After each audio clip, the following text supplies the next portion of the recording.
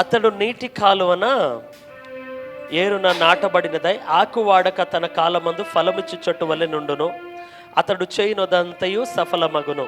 2 రకాలమైన చెట్లు ఉంటాయి అనుకుంటా. ఒకటి వాటర్ ప్లాంట్స్, వాటర్లో ఎదుగుతాయి.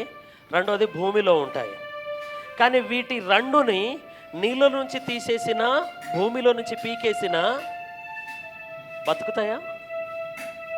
మహా అంటే ఆ కొద్ది క్షణాలు, ఆ కొద్ది గడియ మాత్రమే అవి బతికి ఉంటుంది. ఆ తర్వాత ఎండిపోయిన చెట్టు వలె ఉంటుంది. అది ఎండిపోనిదిగా ఉండాలి అంటే, అది పచ్చగా ఉండాలి అంటే ఏమై ఉండాలి? అది భూమిలో ఉండాలి, అది నీళ్ళలో ఉండాలి.